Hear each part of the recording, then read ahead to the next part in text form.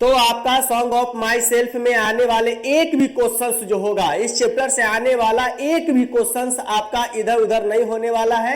एक भी ऑब्जेक्टिव या सब्जेक्टिव या वो शॉर्ट हो या लॉन्ग हो इधर उधर जाने वाला नहीं है। जितने नंबर का आएगा सभी का सभी नंबर आपको प्राप्त मिलेंगे और अच्छे से मिलेंगे, क्योंकि सॉन्ग ऑफ माई सेल्फ को मैं बड़े ही है ना निम्न से हाई लेवल तक, उच्च स्तर तक मैं इंग्लिश टू हिंदी समझाने का कोशिश किया हूं, जिसमें बड़ा ही निम्न स्तर से ऑब्जेक्टिव हायर तक उठाया गया है, उच्चतम तक उठाया गया है। आप लोग इस वीडियो को देखें और अगर देख रहे हैं तो एक बार लाइक तो बनता है, लाइक भी किया कीजिए, शेयर भी किया कीजिए और अच्छा लगे है ना तो अपने दोस्तों में बताया भी कीजिए मेरे चैनल के बारे में, क्योंकि मैं आपके लिए बहुत ही मेहनत कर कर वीडियो लाता हूं।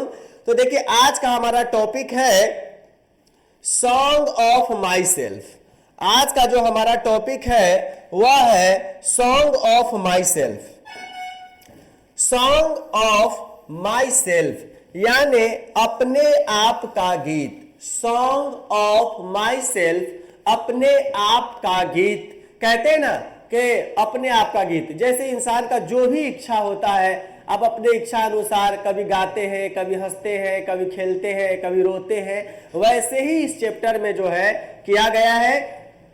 तो सॉन्ग ऑफ माई सेल्फ मेरे अपने आप का गीत, और यह लिखा गया है व्हाट व्हिटमैन के द्वारा लिखा गया है। ये जो चैप्टर लिखी गई है सॉन्ग ऑफ माई सेल्फ, ये व्हाट व्हिटमैन के द्वारा लिखी गई है। ये जो चैप्टर है वह ब्रदरहुड, भाईचारा के आधार पर लिखा गया है, अपनापन के आधार पर लिखा गया है, जिसमें कवि ने अपने आप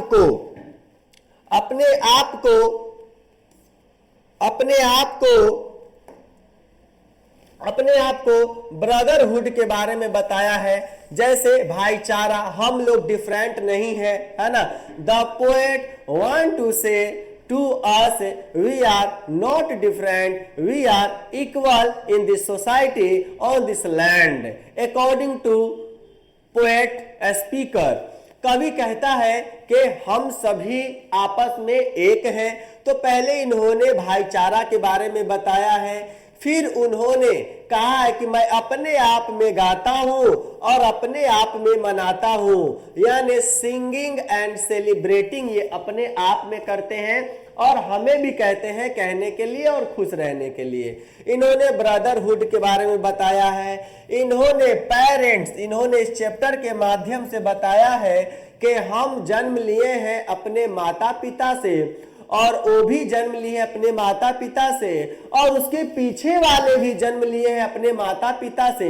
इससे ये पता चलता है, हम और आप कह सकते हैं कि अगर मैं डिवाइड करते करते करते करते ऐसे जाऊंगा तो पता ये चलेगा कि हम सभी एक ही नर नारी के, एक ही मेल और फीमेल के जन्मे हैं और हम सब एक हैं, क्योंकि कविता में ऐसा कहने का चाहत रखता है कवि कि हम सब एक हैं। तो इन्होंने पेरेंट्स के बारे में भी बोध किया है और उन्होंने हैप्पीनेस के बारे में बताया है कि हम लोगों के जो अंदर फ्रेशनेस नहीं रहता, हम लोग हमेशा फ्रस्ट्रेशन में जीते हैं, ऐसा नहीं रहना चाहिए, हमें आनंद लेना चाहिए। ठीक है, तो इन्हीं सब बातों पे, इन्हीं सब पहलुओं पे मैं पिक्चर के माध्यम से इस कविता को समझाने का प्रस्ताव रखा हूं और मैं समझाना चाहता हूं। और आगे देखिए इसके जीवनी और इसके कविता भी जो है बहुत अच्छे से समझ में आएंगे।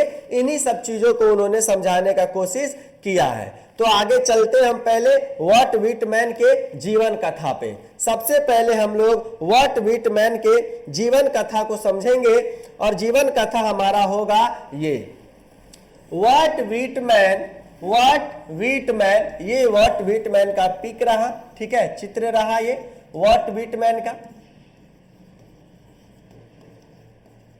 व्हाट व्हिटमैन, देखिए व्हाट व्हिटमैन का जन्म 1819 में हुआ और इसकी मृत्यु जो हुई वह 1892 में हुआ। यहां से ऑब्जेक्टिव क्लियर है ना। बॉर्न 1819 में और 1889 में। जैसे ही आप जीवनी को समझ लेते हैं और मैं कविता लेकर आता हूं तो कविता के ठीक उसी वीडियो में आपका सारा ऑब्जेक्टिव समझाया रहता है और ऑब्जेक्टिव के साथ साथ जब आपको सब्जेक्टिव की जरूरत पड़ती है तो ठीक इसका पार्ट 2 या पार्ट 3 जो होता है वह शॉर्ट और लॉन्ग आंसर क्वेश्चंस का होता है, तो आप वो भी देख सकते हैं। तो इनका जन्म 1819 में हुआ और 1892 में ये दुनिया से चल बसे। स्थान इनका जो कंट्री था वह कंट्री था अमेरिका। वह कंट्री कौन सा था? अमेरिका था। फेमस, ये फेमस हुए पीपल्स पोएट के नाम से। वॉट विटमैन किस नाम से फेमस थे? तो पीपल्स पोएट के नाम से फेमस थे। इनका वर्क क्या रहा? तो इन्होंने काम किया कारपेंटर का। फिर बिफोर 12th बर्थडे यानी 12 साल की उम्र से ही पहले ही इन्होंने कारपेंटर का काम किया। फिर ये प्रिंटर का काम किए, टीचर का काम किया, एडिटर का काम किया। और जिस समय अमेरिका में गृह युद्ध चल रहा था, सिविल वार चल रहा था, उस समय में उन्होंने वॉलेंटियर नर्स का काम किया। तो आइए इसके जीवन की जो परिचय हमारे बुक में दिया गया है उसको मैं एक एक करके और मैं आपको बताता हूं। देखिए यहां आइए और यहां पे समझने का कोशिश कीजिए कि उन्होंने क्या समझाने का कोशिश किया है। देखिए, What Whitman 1819 from 1819 to What Whitman का जीवन काल 1819 से 1892 तक रहा। ये इसका बर्न है, ये इसका डेट है। द पीपल्स पोएट के नाम से is perhaps to the most individual literary figure that American has ever produced। वह पीपल्स पोएट के नाम से फेमस थे और उन्होंने अमेरिका के व्यक्तित्व को बताने का काम किया है। उन्होंने अपने कविता के माध्यम से द मोस्ट इंडिविजुअलिस्टिक लिटरेरी यानी व्यक्तित्व का जो अपना चरित्र होता है या स्वतंत्रता होती है उन्हीं को उन्होंने बताने का कोशिश किया है, प्रोड्यूस किया है, आगे की ओर समझाया है। ही बिगेन उन्होंने शुरू कर दिया वर्किंग काम as a carpenter before his 12th birthday यानी उन्होंने काम करना शुरू कर दिया जब वह 12 साल के ही थे। ही ऑल्सो वर्क उन्होंने काम किया प्रिंटर का भी, टीचर का भी और एडिटर का भी। 12 साल से पहले उन्होंने है ना बेचारा काम किया किसका? कारपेंटर का। फिर उन्होंने प्रिंटर का काम किया, टीचर का काम किया, फिर एडिटर का काम किया। And editor and was a volunteer nurse during the civil war यानी गृह युद्ध के समय इन्होंने वॉलेंटियर नर्स का काम किया। All of which is collected in leaves of grass. Whitman का सारा कविता लीव्स ऑफ ग्रास में रखा गया जो जिसका ऑब्जेक्टिव है कि 1855 में ये प्रस्तावित हुआ था, 1855 में आया था, आगे आएगा। इज नो फॉर इट से free rhythm lake of rhythm है ना। इन्होंने प्रचार प्रसारक का भी उस समय काम किया है। Whitman first published it at his on expansion in 1855।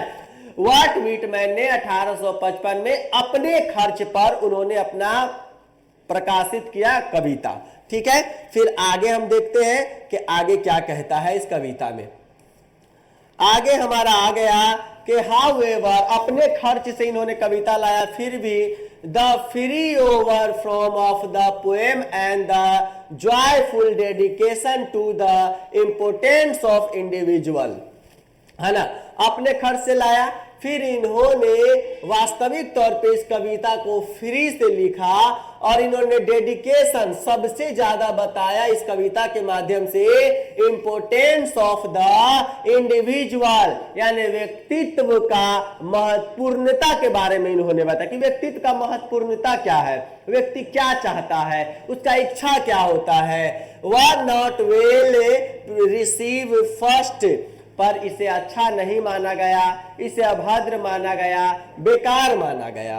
In fact his collection of poems, collection माने इसकी जो खर्चा था, कॉस्ट व्हिटमैन ही जॉब, व्हिटमैन को जॉब गवाकर इसका खर्चा निकालना पड़ा, अपना जॉब गवाकर इसका खर्चा का पूर्ति किया गया, जब कविता में उन्होंने लिखने में अपना खर्च लगाया था। ठीक, it was taken to be obscene, क्योंकि इसे अभद्र माना गया, बुरा माना गया, है ना, अच्छा नहीं माना गया इस कविता को। ठीक है, इन 1881, फिर 1881 में यानी 1881 आफ्टर मेडी एडिशन, बहुत सारे प्रकाशन के बाद, है ना, फिर 1881 बहुत सारे प्रकाशन के बाद lips of grass finally found a publisher, lips of grass को एक प्रेषक मिल गया, एक प्रकाशित करने वाला मिल गया, willing to print the uncensored translation of this collection were enthusiastically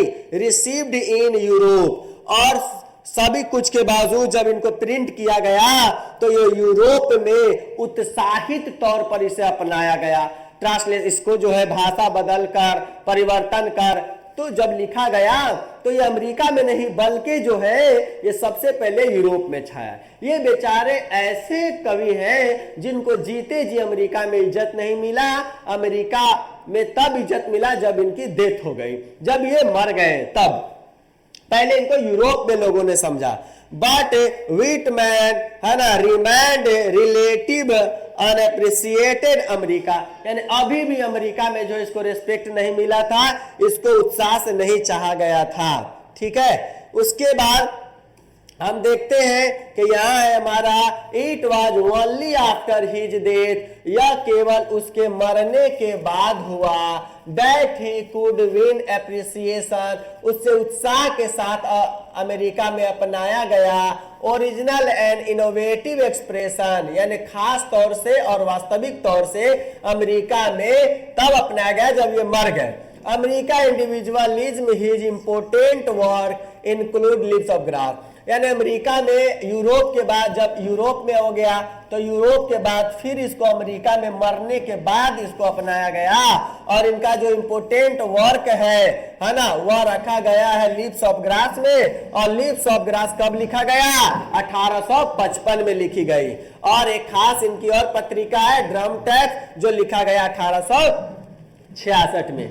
तो ये था सॉन्ग ऑफ माई सेल्फ का जो राइटर है वॉट विटमैन, उसका इंग्लिश में जो दिया हुआ है आपके बुक में वह था, जिसको मैंने समझाने का कोशिश किया।